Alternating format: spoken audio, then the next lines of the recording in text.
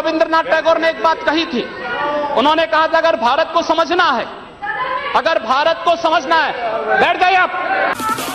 तेरा बाप आया। माया बाजार हो गया, हमने कहा नहीं इसको फिर से माया बाजार करो। इस्लामपुर नहीं था, पहले ईश्वरपुर था, इस्लामपुर जबरन कर दिया गया, हमने कहा फिर से ईश्वरपुर करो। तो ये जो हनुमानपुर था उसको हुमायूंपुर किया गया, फिर से हनुमानपुर किया गया। बहुत अच्छा, कोई बुरा नहीं किया। अगर तो किसी विदेशी ताजमहल का आक्रांता नाम के द्वारा एक मिनट किसी विदेशी आक्रांता के द्वारा किसी कालखंड में कुछ ऐसा कार्य किया गया है, उसको बदला जाना चाहिए। यह देश की सांस्कृतिक आजादी की लड़ाई भी है। सही बात है। तो आप ताजमहल का नाम राम महल कर सकते हैं, क्यों नहीं करेंगे? कर देंगे, बिल्कुल किया जाना चाहिए। आवश्यकता है तो किया जाना चाहिए।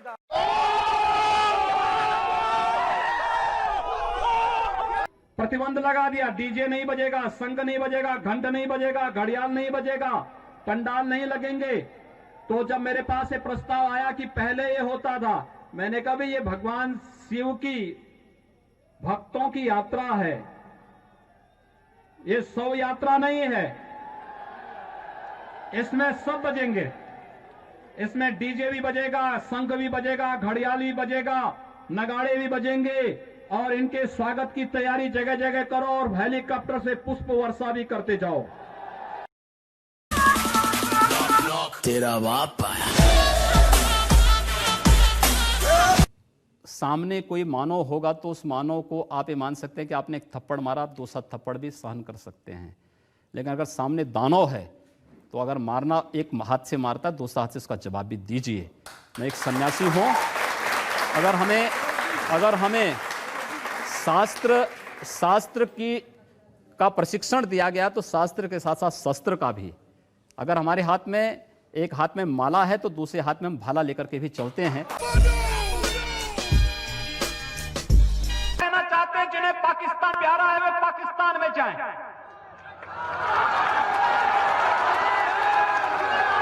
जिन्हें पाकिस्तान अच्छा लगता है वो पाकिस्तान चले जाएं। हम उसको रोकेंगे नहीं, अगर वो चाहेगा तो उसको जाने का किराया भी मुहैया करा देंगे। Another one. सेकुलरिज्म के नाम पर